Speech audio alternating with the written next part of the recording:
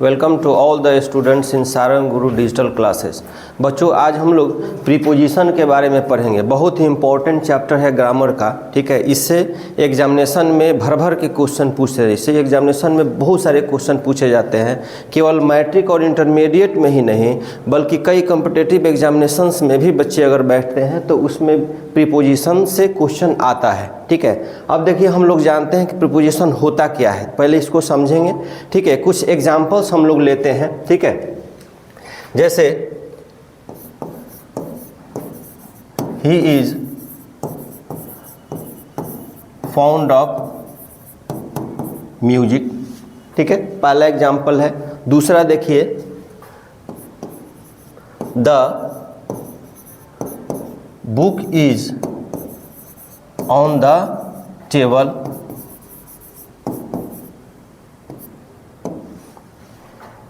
ही, तीसरा एग्जाम्पल देखिए, he slipped off the stairs, ठीक है। तीन एग्जाम्पल हम लोग लिए, क्या कि he is found of music, दूसरा the book is on the table, तीसरा he slipped off the stairs. तीन एग्जाम्पल से हम लोग समझते हैं कि प्रीपोजिशन होता क्या है। देखिए, प्रीपोजिशन ऐसे शब्द होते हैं जो किसी नाउन के पहले प्रयोग किए जाते हैं, ठीक है। प्रीपोजिशन ऐसे शब्द होते हैं जो किसी नाउन के पहले प्रयोग किए जाते हैं। तब यहाँ पे देखिए कि ये क्या है, तो नाउन है। म्यूजिक क्या है, तो नाउन है। और नाउन के पहले आया है प्रीपोजिशन। ऑफ क्या है, तो प्रीपोजिशन है, ठीक है, प्रीपोजिशन है। ऑफ क्या है, तो प्रीपोजिशन है। यहाँ पे देखिए, तो टेबल क्या है, तो नाउन है। और नाउन के पहले ये क्या है, ऑन प्रीपोजिशन है, ठीक है। फिर ये स्टेयर्स, स्टेयर्स क्या है, तो नाउन है और नाउन के पहले ये ऑफ आया है, ये क्या है, प्रीपोजिशन है। अर्थात हम कह सकते हैं कि प्रीपोजिशन के बाद कोई ऑब्जेक्ट आएगा। प्रीपोजिशन के बाद, प्रीपोजिशन के बाद, ठीक है, कोई ना कोई क्या आएगा, ऑब्जेक्ट आएगा, ठीक है। ये नाउन क्या है, यहाँ पे देखिए, ये प्रीपोजिशन, ये नाउन के पहले प्रीपोजिशन आया, नाउन के पहले प्रीपोजिशन, यहाँ नाउन के पहले या प्रीपोजिशन के बाद ये नाउन आया है, तो ये क्या है, ऑब्जेक्ट है, ठीक है। तो हम कह सकते हैं कि प्रीपोजिशन के बाद ये क्या है, ऑब्जेक्ट आता है, ठीक है।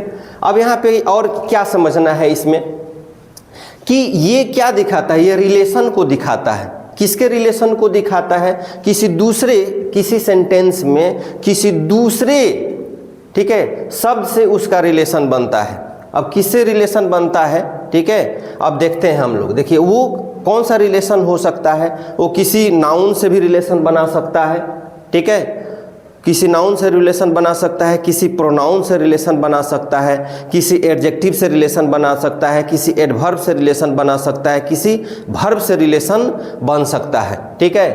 तो यहाँ पे देखिए, जब प्रीपोजिशन के बारे में, यहाँ पे इसको जब हम प्रीपोजिशन को देखते हैं तो यहाँ पे बच्चों ध्यान दीजिए, प्रीपोजिशन, ठीक है, pre plus position, pre plus position, ठीक है। प्रीपोजिशन को ध्यान से देखेंगे तो pre plus position equal to क्या कहलाता है, प्रीपोजिशन, ठीक है। प्रीपोजिशन, प्री का मतलब क्या होता है, पहले, प्री का मतलब पहले, और पोजीशन का मतलब क्या होता है, प्लेस होता है, स्थान, ठीक है। तो ये प्लेस जो है, प्लेस स्थान, अब इसका कहाँ कहाँ स्थान होगा हम लोग देखेंगे। प्रीपोजिशन का स्थान जो होता है, प्रीपोजिशन का स्थान वो पहले भी हो सकता है, किसी सेंटेंस में प्रीपोजिशन पहले भी आ सकता है, बीच में भी आ सकता है और बाद में भी इसका प्रयोग हो सकता है। लेकिन इसका रिलेशन जो है, ठीक है, ध्यान से देखना है कि रिलेशन क्या होता है। अब यहाँ पे देखिए, फाउंड ये क्या है, फाउंड ये एडजेक्टिव है, ठीक है। यहाँ पे बुक क्या है, बुक है, नाउन है। यहाँ पे देखिए, स्लिप्ड क्या है, तो वर्ब है, ठीक है। अर्थात क्या है कि ये म्यूजिक का संबंध किससे है, फाउंड से है। म्यूजिक का संबंध किससे है, फाउंड से है, ठीक है। म्यूजिक का संबंध फाउंड से है। यहाँ टेबल का संबंध किससे है, तो ये बुक से है, अर्थात नाउन का संबंध नाउन से हो रहा है, यहाँ नाउन का संबंध एडजेक्टिव से हो रहा है। फिर यहाँ पे देखिए नाउन, यहाँ स्टेयर्स का संबंध किससे है? स्लिप्ड से है, ठीक है। ही स्लिप्ड ऑफ द स्टेयर्स, ठीक है। स्टेयर से वो क्या कर गया? स्लिप कर गया, ठीक है, सीढ़ी से वो गिर गया। अब यहाँ पे संबंध बन रहा है क्या? नाउन का संबंध बन रहा है किससे? वर्ब से बन रहा है। तो हम कह सकते हैं कि a preposition is a word. क्या प्रीपोजिशन क्या मतलब होता है? लिख सकते हैं, क्या लिखेंगे बच्चों? कि लिखेंगे ए प्रीपोजिशन, नोट कर लीजिए,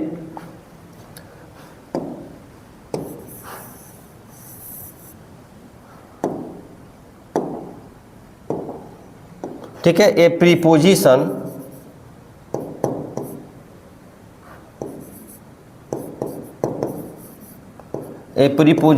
is a word that is placed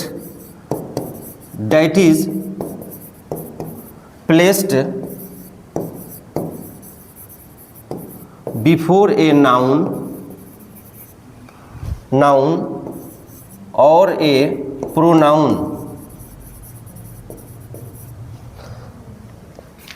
and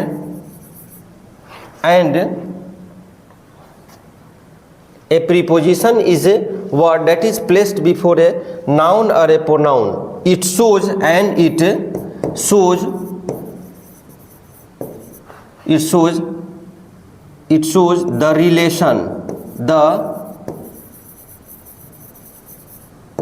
the relation of that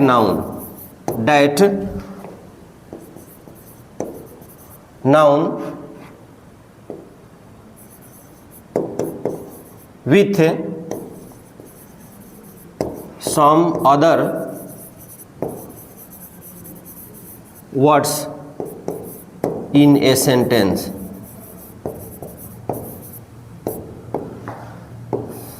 ठीक है, यहाँ पे बच्चों ध्यान दीजिए क्या कहलाता है, ठीक है।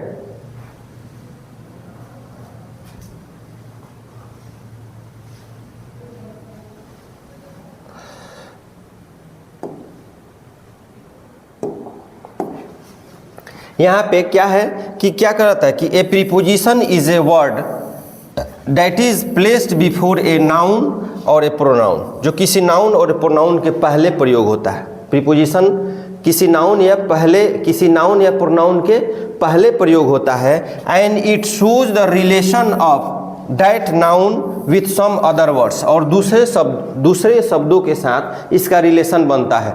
दूसरे शब्दों के साथ इसका रिलेशन का मतलब होता है किसी नाउन का किसी एडजेक्टिव के साथ रिलेशन बन सकता है, किसी नाउन का किसी नाउन के साथ रिलेशन बन सकता है, किसी नाउन का किसी वर्ब के साथ रिलेशन बन सकता है। इसीलिए यहाँ पे क्या है? With some other words, the relation of that noun with some other words, ठीक है, इन ए सेंटेंस। किसी वाक्य में ये क्या बताता है?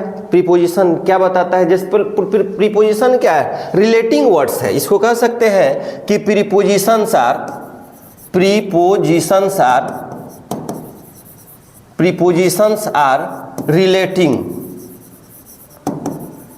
Relating words.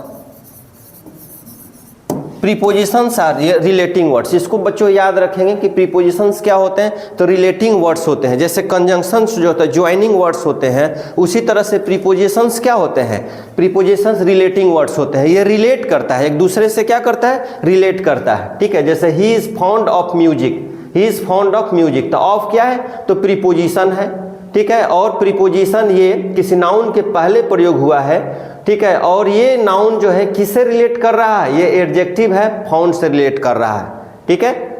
दूसरा हम लोग सेंटेंस को देखते हैं कि the book is on the table, ठीक है। तो ऑन क्या है? प्रीपोजिशन है, और ये टेबल क्या है? नाउन है, और नाउन के पहले ये प्रीपोजिशन आया है। तो ये टेबल किसको रिलेट कर रहा है? तो ये नाउन बुक को रिलेट कर रहा है।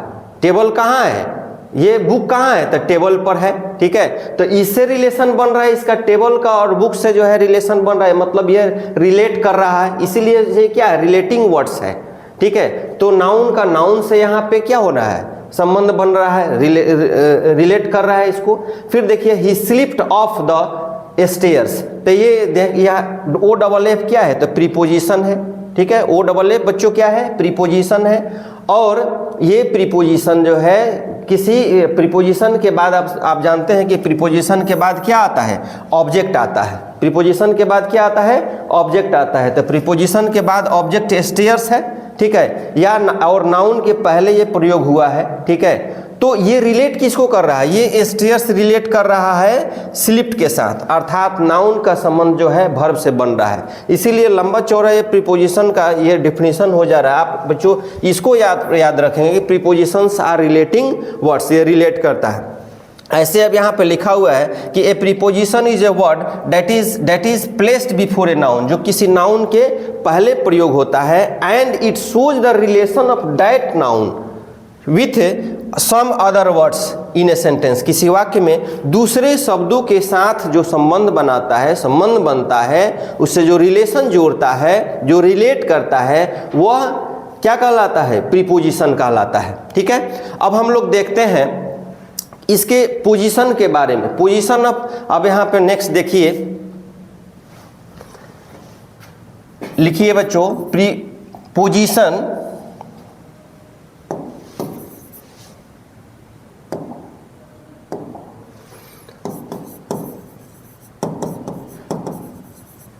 Position of prepositions.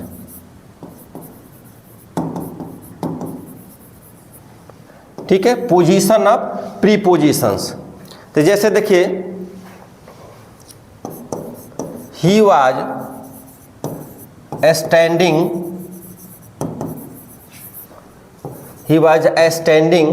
At the door step. He was standing at the doorstep.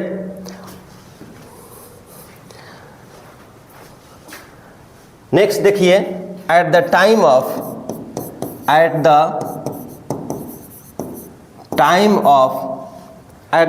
of opening ceremony, note down कर लीजिए, at the time of opening ceremony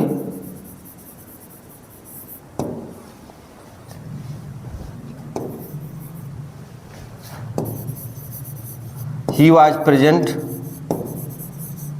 next देखिए, ये पहला सेंटेंस है, ये कौन सा है? दूसरा सेंटेंस है। और तीसरा सेंटेंस लिखिए,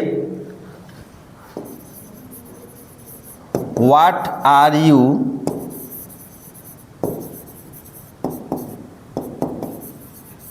लुकिंग एट। ठीक है, what are you looking at. इसका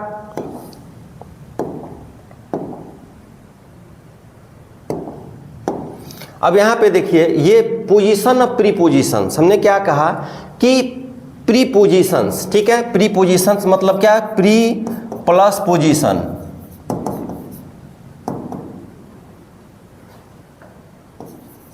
ठीक है। पोजीशन का मतलब क्या होता है? प्लेस। अब प्री का मतलब क्या होता है? पहले। प्लेस मतलब क्या? स्थान, ठीक है। प्रीपोजिशन, प्री प्लस पोजीशन हम कहते हैं। अब यहाँ देखिए, स्थान क्या? प्रीपोजिशन का स्थान जो है वो बीच में भी हो सकता है, किसी सेंटेंस के बीच में भी आ सकता है। जैसे he was standing at the door step, तो यह बीच में भी आ सकता है, फिर ये सेंटेंस के पहले भी आ सकता है, और ये किसी सेंटेंस के बाद में भी आ सकता है, ठीक है। तो प्रीपोजिशन का स्थान जो होगा वो किसी सेंटेंस के बीच में भी आ सकता है, किसी सेंटेंस के पहले भी आ सकता है, किसी सेंटेंस के बाद भी आ सकता है। अब यहाँ पे देखिए, तो प्रीपोजिशन, ये एट क्या है? प्रीपोजिशन है। एट क्या है? प्रीपोजिशन है। अब प्रीपोजिशन के बाद ऑब्जेक्ट आता है। प्रीपोजिशन के बाद क्या आता है? तो ऑब्जेक्ट आता है, ठीक है। तो देखिए, तो यहाँ प्रीपोजिशन के बाद यहाँ ऑब्जेक्ट, यहाँ फिर प्रीपोजिशन के बाद ये सब क्या है? At the time of opening ceremony, ये ऑब्जेक्ट है, ये ऑब्जेक्ट है। इसका सब्जेक्ट तो ये है, ही वाज प्रेजेंट, इसका सब्जेक्ट ये है, ठीक है। तो ऑब्जेक्ट के बाद, लेकिन यहाँ पे देखिए, एट जो है ना, एट के बाद किसी तरह का कोई भी ऑब्जेक्ट नहीं है, तो फिर कैसे होगा? तो इसका ऑब्जेक्ट कौन है? तो इसका ऑब्जेक्ट यू नहीं है। यू क्या है? यू तो ये सब्जेक्ट है।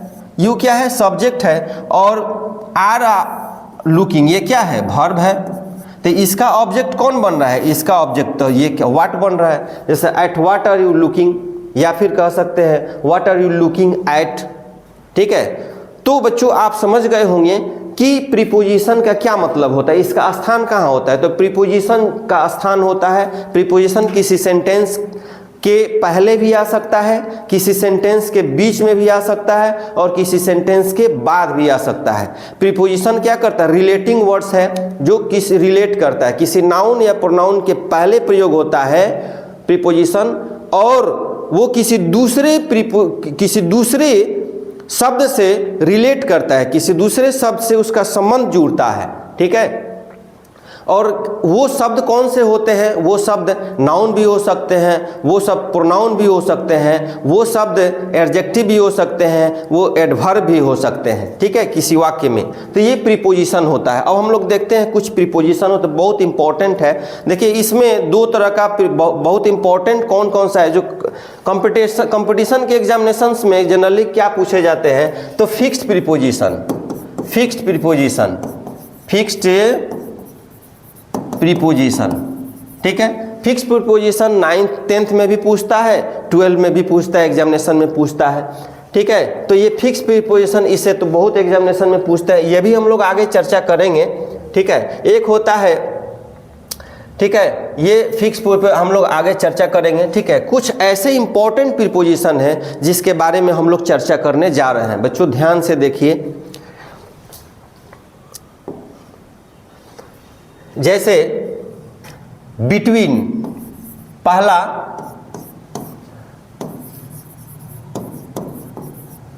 बिटवीन और दूसरा among.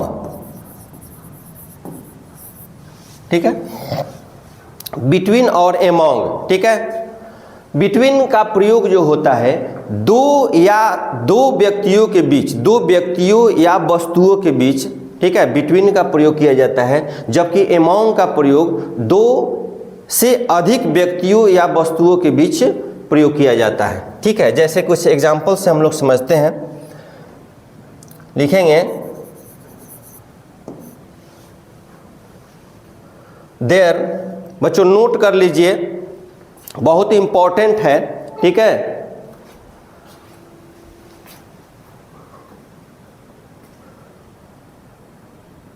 there is no difference, there is no difference between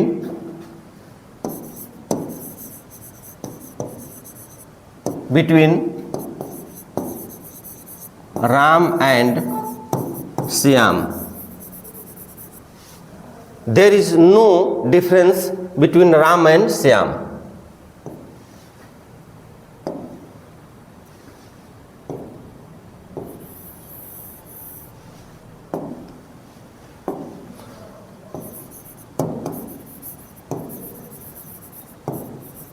there is no difference between Ram and Shyam, पहला है। फिर नेक्स्ट देखिए, I M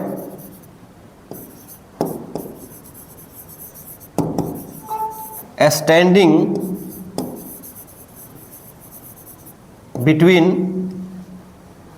between Ramu and Shyamu. ठीक है, नेक्स्ट देखिए, what is the difference,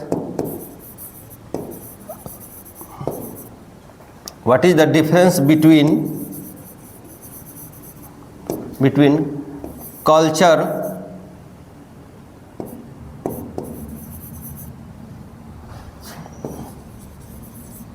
and civilisation.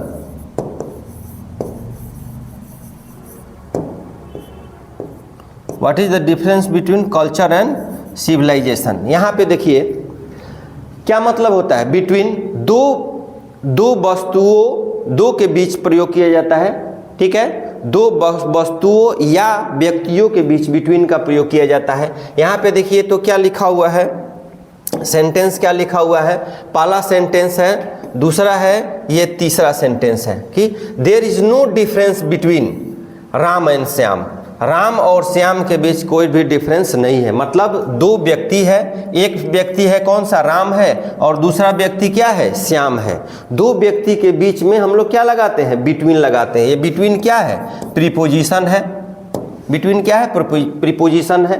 और ये बिटवीन प्रीपोजिशन राम और श्याम के बीच यहाँ लगा है, अर्थात दो व्यक्ति के बीच लगा है। दूसरा देखिए, आई एम स्टैंडिंग बिटवीन, ये बिटवीन क्या है, तो प्रीपोजिशन है। ठीक है, यहाँ रामू और श्यामू, मैं खड़ा हूँ रामू और श्यामू के बीच। ठीक है, तो रामू एक व्यक्ति हो गया और दूसरा व्यक्ति कौन सा हो गया, श्यामू हो गया।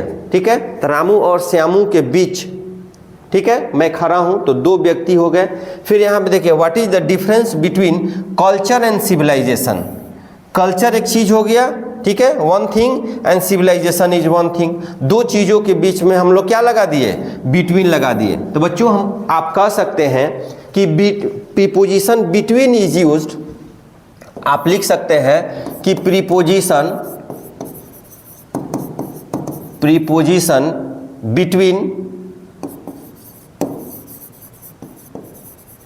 Between is used for two, दो के बीच हम लोग कर सकते हैं, और among, ठीक है, प्रीपोजिशन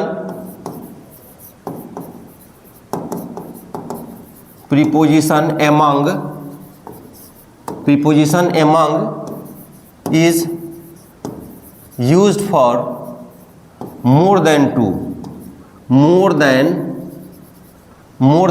टू, दो के बीच जो है, दो से ज़्यादा, ठीक है, प्रीपोजिशन दो व्यक्तियों या दो वस्तुओं के बीच, अगर हम दो व्यक्तियों और दो वस्तुओं के बीच अगर हम कहेंगे तो उसमें बिटवीन का प्रयोग होगा, और दो से अधिक के लिए किसका प्रयोग होगा, एमंग का प्रयोग होगा। जैसे एग्जाम्पल लिखे, जैसे देखते हैं, लिखेंगे डिस्ट्रीब्यूट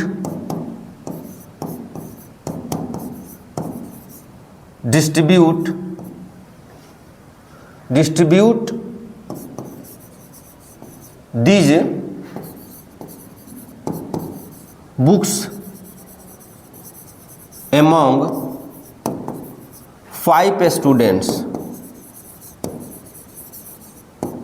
ठीक है, distribute these books among 5 students. यहाँ पे कितने स्टूडेंट्स हैं, यहाँ पे 5 स्टूडेंट हैं। कितने स्टूडेंट है बच्चों, 5 स्टूडेंट है, 5 स्टूडेंट्स। ठीक है, तो दो से ज़्यादा है, तो दो से ज़्यादा के लिए किसका प्रीपोजिशन का प्रयोग होता है, एमंग प्रीपोजिशन का प्रयोग होता है। इसलिए हम कह सकते हैं कि among preposition is use for more than 2 persons और things. Preposition between is use for 2 persons और थिंग्स। ठीक है, दो के लिए, दो व्यक्तियों या वस्तुओं के लिए हम लोग बिटवीन का प्रयोग करते हैं, जबकि दो से अधिक व्यक्तियों या वस्तुओं के लिए हम लोग एमंग का प्रयोग करते हैं। जैसे distribute this books among 5 students, 5 बच्चों के बीच इन किताबों को क्या कर दिया जाए, बांट दिया जाए। ठीक है, अब कहेंगे कि डिवाइडेड ए प्रॉपर्टी इक्वली, यहां पे देखिए लिखते हैं कि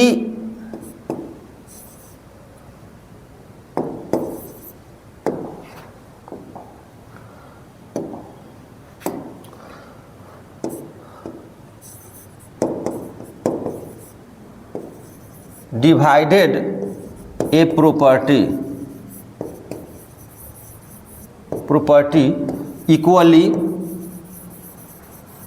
equally dash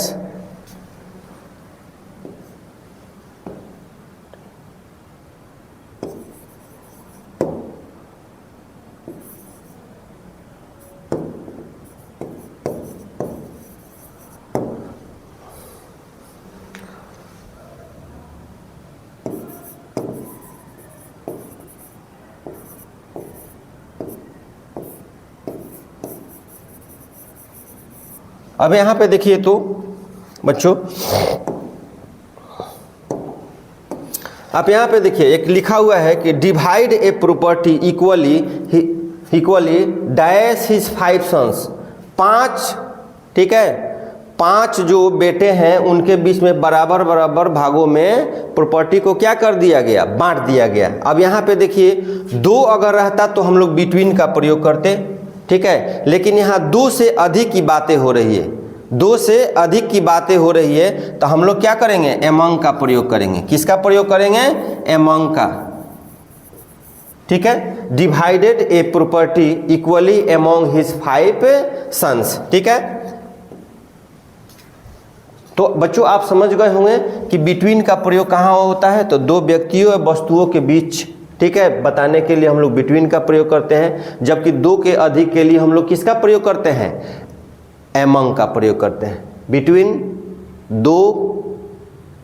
दो व्यक्तियों या वस्तुओं के बीच अगर कहना होगा तो हम लोग बिटवीन का प्रयोग करते हैं, और एमंग का प्रयोग कहाँ करते हैं, एमंग का प्रयोग 2 से अधिक के लिए करते हैं यहाँ, इसलिए आप लोग नोट डाउन कर लीजिए, बहुत इंपॉर्टेंट है, ठीक है। हम लोग आगे पढ़ेंगे, प्रीपोजिशन बहुत इंपॉर्टेंट है, फिक्स प्रीपोजिशन पढ़ेंगे, ठीक है, चर्चा करेंगे आगे, लेकिन कुछ इंपॉर्टेंट प्रीपोजिशंस है जिसके बारे में हम लोग अभी चर्चा कर रहे हैं, ठीक है, जैसे बिटवीन हो गया, एमंग हो गया। नेक्स्ट देखिए,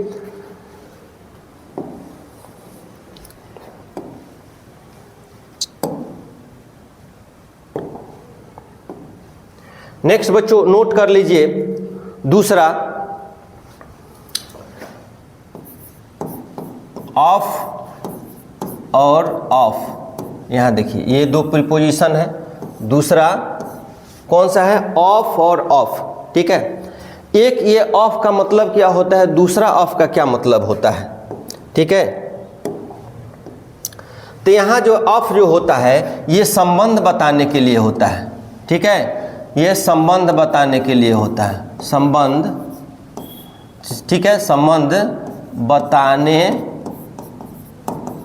के लिए, ठीक है, संबंध बताने के लिए। और यहाँ जो है ऑफ अलगाव के लिए, अलगाव के लिए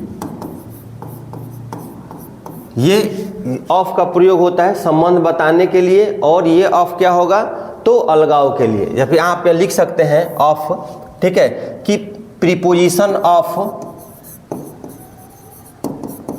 preposition of is used for relation,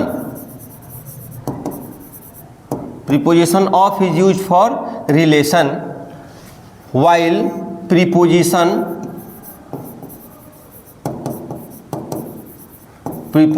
OFF, ठीक है, of is used for, ठीक है, separation,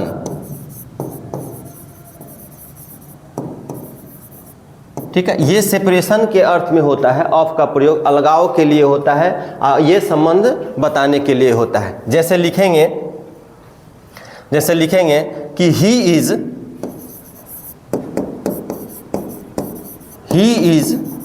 the headmaster, he is the headmaster of my school, ठीक है। फिर यहाँ पे देखिए, यहाँ पे लिखते हैं कि ही स्लिप्ड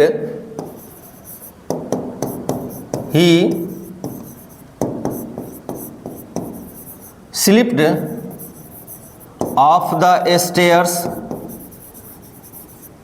ठीक है। नेक्स्ट देखिए कि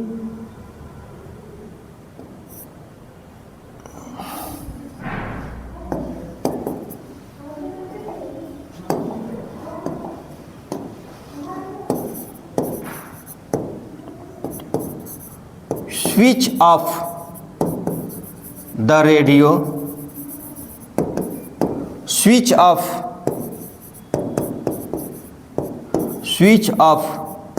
the fan,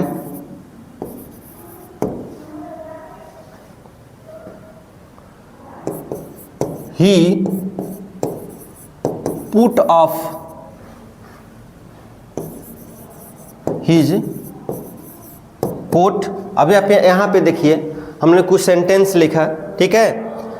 अब यहाँ पे देखिए ऑफ का मतलब क्या, संबंध बताने के लिए, ठीक है। यहाँ पे बच्चों नोट कर लीजिए, ठीक है, कि preposition of is use for relation, ये रिलेशन के लिए होता है, ठीक है, संबंध बताने के। जैसे ही is the headmaster of school, school का संबंध किससे है, हेडमास्टर से है। वो मेरे स्कूल के क्या है, हेडमास्टर है, और मेरे स्कूल के क्या है, हेडमास्टर है। मतलब है कि आप जानते हैं कि ये ऑफ प्रीपोजिशन है, प्रीपोजिशन के बाद कोई क्या आएगा, ऑब्जेक्ट आएगा, और वो किसको रिलेट कर रहा है, हेडमास्टर को रिलेट कर रहा है। ये रिलेटिंग वर्ड्स से हमने पहले ही चर्चा किया कि प्रीपोजिशंस आर रिलेटिंग वर्ड्स, ठीक है। तो रिलेट कर रहा है, किसको कर रहा है, ये हेडमास्टर को रिलेट कर रहा है, अर्थात ये रिलेशन बन रहा है, ठीक है। तो यहाँ पे रिलेशन जहाँ बनेगा वहाँ पे ऑफ का प्रयोग करेंगे। ओ डबल एफ का प्रयोग कहाँ करेंगे, तो ये प्रीपोजिशन बच्चों नोट कर लीजिए कि preposition of is use for separation, ठीक है, अलगाव के अर्थ में हम प्रयोग करते हैं। जैसे यहाँ पे ही slipped off the stairs, he slipped off the stairs, वह सीढ़ी से क्या हो गया, गिर गया, स्लिप कर गया, ठीक है। सीढ़ी से क्या हो गया, स्लिप कर गया, मतलब अलग हो गया, मतलब अलगाव के में याद है। Switch off the radio, radio को क्या कर दीजिए, बंद कर दीजिए, ठीक है। स्विच ऑफ द फैन, पंखा बंद कर दीजिए, मतलब कनेक्शन को क्या कीजिए, हटा दीजिए, खत्म कर दीजिए, मतलब अलगाव के अर्थ में आता है। किसमें, अलगाव के अर्थ में आता है। ही पुट ऑफ हिज कोट, ठीक है। तो ये सब क्या है, ये प्रीपोजिशन है। ऑफ क्या है, प्रीपोजिशन है, और इस प्रीपोजिशन का प्रयोग कहाँ होगा, अलगाव के लिए होगा, अर्थात सेपरेशन के लिए होगा। और ओ एफ का प्रयोग कहाँ होगा, तो रिलेशन के लिए होता है, ठीक है। तो अब देखिए ऑफ और ऑफ समझ गए होंगे, ओ एफ और ओ डबल एफ समझ गए होंगे बच्चों। अब चलिए हम लोग नेक्स्ट देखते हैं प्रीपोजिशन, जो बहुत इंपॉर्टेंट है, बिसाइड। ये कौन सा है, तीसरा है, ठीक है। बिसाइड और बिसाइड्स, ठीक है। बिसाइड और बिसाइड्स का मतलब क्या होता है, बिसाइड का क्या मतलब होता है। बिसाइड का यहाँ पे मतलब होता है, बिसाइड का मतलब बगल में या नज़दीक। बिसाइड का यहाँ क्या मतलब होगा, बगल में, बगल में, या इस क्या कहेंगे, नज़दीक, नज़दीक के लिए बिसाइड का प्रयोग होता है। अब बिसाइड्स का क्या मतलब होता है, के अलावा, के अलावा, या के अतिरिक्त, के अतिरिक्त, ठीक है। के अलावा या के अतिरिक्त, ठीक है। जैसे लिखेंगे कि there is a temple, there is a temple, there is a temple beside my house, ठीक है। there is a temple beside my house। दूसरा देखिए लिखते हैं, the school is situated, the school is situated, the school is situated beside, beside या beside, सब देखिए, besides my house, ठीक है। नेक्स्ट देखिए besides के लिए, के अलावा, जैसे I have a motorcycle,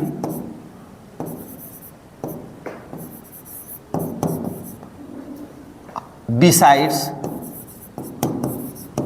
beside या बिसाइड्स,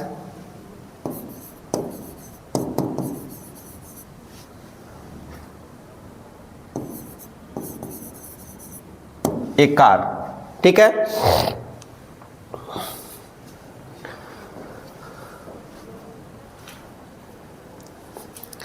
अब बच्चों यहाँ पे देखिए, ध्यान से देखिए, ठीक है, आप लोग नोट करते जाइए, ठीक है। अब क्या मतलब होता है यहाँ पे बिसाइड और बिसाइड्स का मतलब क्या होता है। अब यहाँ पे हम लोग एग्जाम्पल से समझते हैं कि there is a temple beside my house. ठीक है, पहला एग्जाम्पल है, ठीक है, कि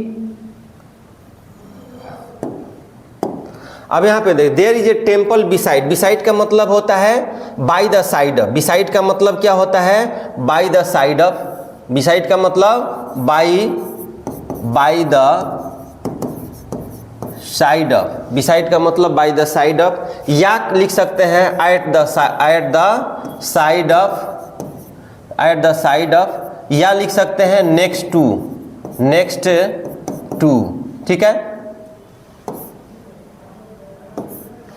ठीक है, बिसाइड का मतलब कि अब यहाँ पे there is a temple in my house, मेरे घर के नज़दीक या मेरे घर के बगल में एक मंदिर है।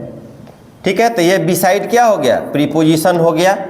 ठीक है, आप जानते हैं कि प्रीपोजिशन क्या होता है, रिलेटिंग वर्ड्स होते हैं जो किसी नाउन के पहले प्रयोग करते हैं और किसी दूसरे शब्दों के साथ, अर्थात वो शब्द कोई नाउन भी हो सकता है, कोई एडजेक्टिव भी हो सकता है, कोई वर्ब भी हो सकता है, कोई एडवर्ब भी हो सकता है। ठीक है, उसके साथ वो क्या करता है, रिलेट करता है, रिलेशन उसके साथ बनता है। ठीक है, वो प्रीपोजिशंस कहलाते हैं। तो ये बिसाइड ऐसे प्रीपोजिशंस हैं, ठीक है, जो किसके लिए होता है, तो बाय द साइड ऑफ, बगल में या नज़दीक के लिए प्रयोग होता है। ठीक है, there is a temple beside my house, मेरे घर के बगल में या मेरे घर के नज़दीक एक मंदिर है। ठीक है, तो यहाँ बिसाइड हो गया। दूसरा देखिए, तो यहाँ पे the school is situated besides my house या बिसाइड माई हाउस, तो यहाँ क्या हो जाएगा, बिसाइड माई हाउस हो जाएगा। ठीक है, there is the school is situated, school कहाँ अवस्थित है, तो मेरे घर के नज़दीक या मेरे घर के बगल में। अगर आप बिसाइड्स कहते हैं तो यहाँ बिसाइड्स का मतलब क्या होता है, के अतिरिक्त हो जाता है, इन एडिशन टू। बिसाइड्स मतलब क्या हो जाता है, इन एडिशन टू। ठीक है, के अतिरिक्त या के अलावा। ठीक है, तो जैसे देखिए, I have a motorcycle beside या बिसाइड्स ए कार, मतलब मेरे पास एक कार के अतिरिक्त मेरे पास मोटरसाइकिल भी है। कार के अतिरिक्त मेरे पास क्या है, मोटरसाइकिल है। तो यहाँ पे कार के अतिरिक्त यहाँ बिसाइड्स का प्रयोग होगा, बिसाइड का प्रयोग नहीं होगा। बिसाइड का मतलब क्या होता है, बगल में या नज़दीक होता है। अब बिसाइड्स का मतलब क्या, इन एडिशन टू। तो आप लिख सकते हैं कि बिसाइड, ठीक है, कि preposition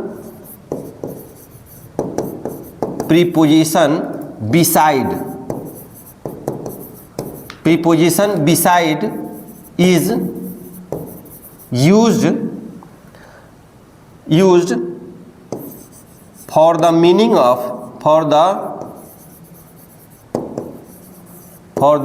of by the side of या at the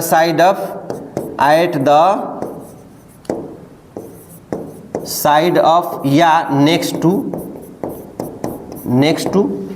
ठीक है, नेक्स्ट इसके बारे में आप लिख सकते हैं कि बिसाइड्स, ठीक है, प्रीपोजिशन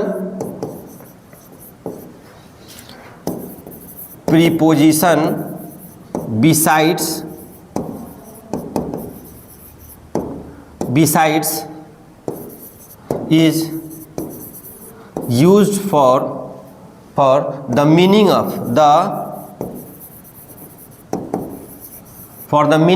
in addition to।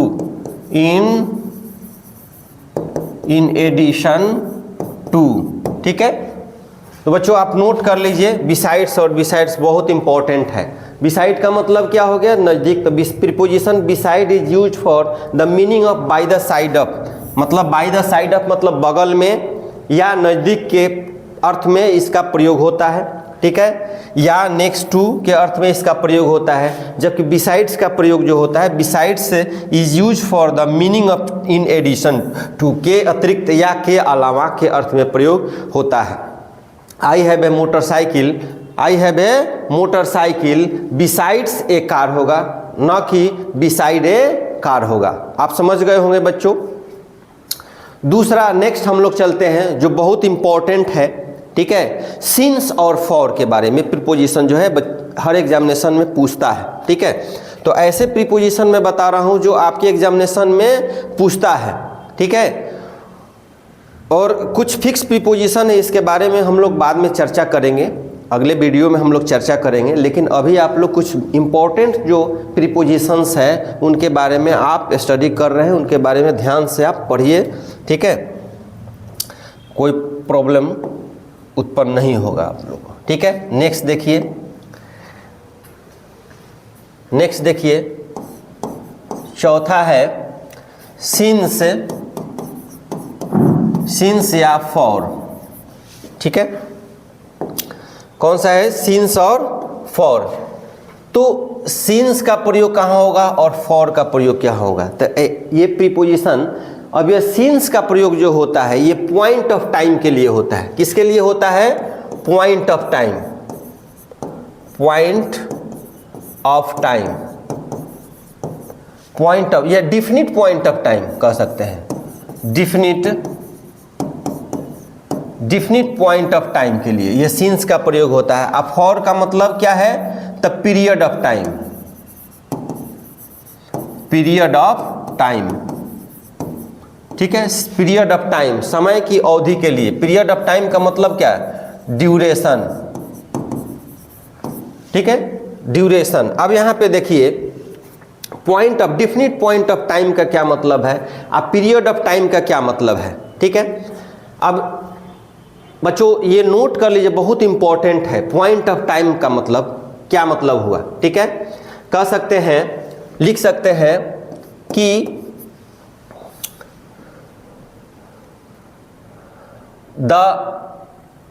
इसमें लिखिए, पीरियड ऑफ टाइम में लिखिए the length of time,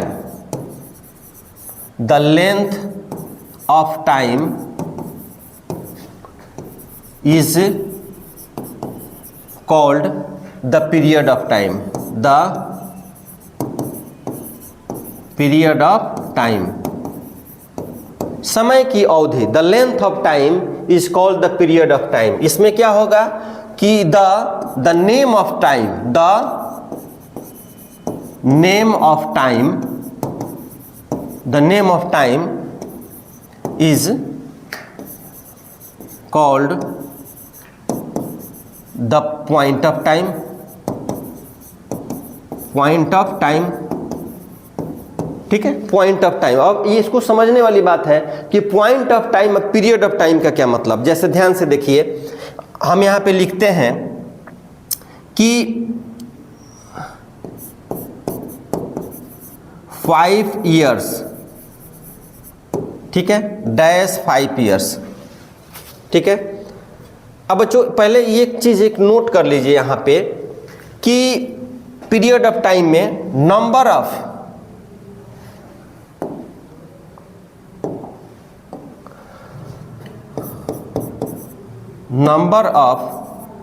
days, number of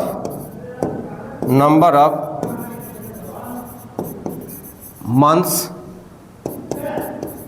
number of years, ठीक है। और पॉइंट ऑफ टाइम में क्या होगा? पॉइंट ऑफ टाइम में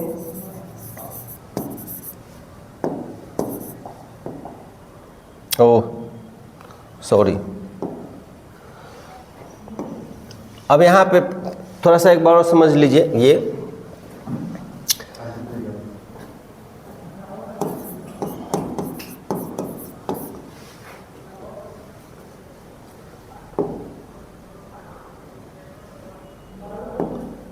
हाँ, यहां पे देखिए बच्चों,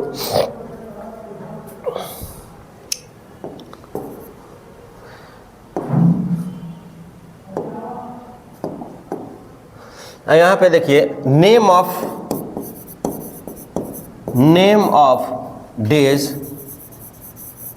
ठीक है, name of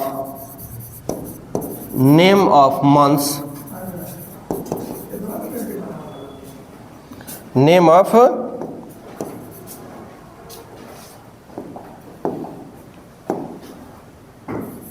months, name of years. जैसे देखिए पॉइंट ऑफ टाइम और पीरियड ऑफ टाइम का क्या मतलब होता है, पॉइंट ऑफ टाइम और पीरियड ऑफ टाइम का क्या मतलब होता है। जैसे कोई व्यक्ति जो है, कोई व्यक्ति 12 बजे चला, ठीक है, 12 PM, ठीक है, 12 बजे चला और वो 2 बजे पहुंचता है, ठीक है, कोई व्यक्ति 12 बजे चला, ठीक है, तो ये जो है 12 बजे, ये पॉइंट ऑफ टाइम हो गया। 12 बजे चला और कितने बजे पहुंचा, 2 बजे पहुंचा, लेकिन पहुंचने में कुछ मिनट लगा, कुछ घंटा लगा, ठीक है, पहुंचने में कुछ मिनट लगा, कुछ घंटा लगा, तो कितना घंटा लगा, 12 से 1, 1 से 2 घंटा लगा, 2 आवर्स, ठीक है। तो ये जो 12 बजे है ये पॉइंट ऑफ टाइम कहलाएगा, जबकि ये लेंथ मतलब कितना घंटा लगा, तो 2 घंटा लगा, अर्थात ड्यूरेशन, कितना घंटा ड्यूरेशन लगा, 2 घंटा लगा, तो 2 घंटा में ये क्या हो जाएगा, ये पीरियड ऑफ टाइम है।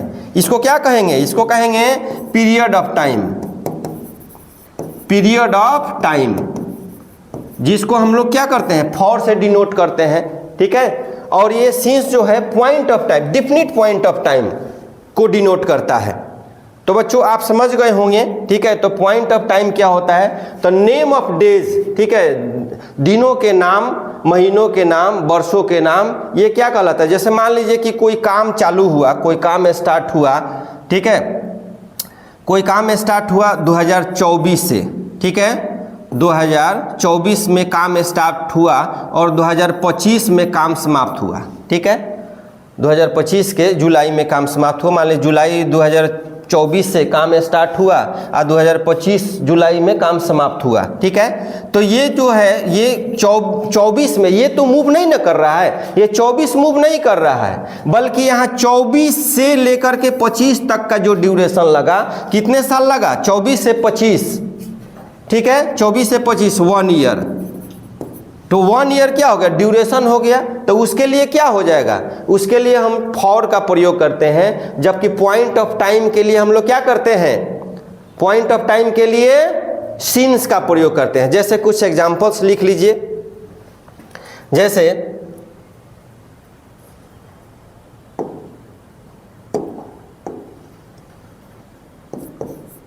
he has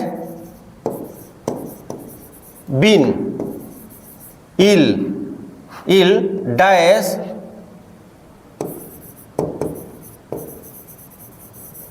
5 days। अब यहाँ पे सिंस होगा या फॉर होगा, सिंस होगा या फॉर होगा, ठीक है। दूसरा देखिए, दूसरा सेंटेंस देखिए कि he has been ill dash Monday। अब यहां देखिए सिंस होगा या फॉर होगा, सिंस होगा या फॉर होगा,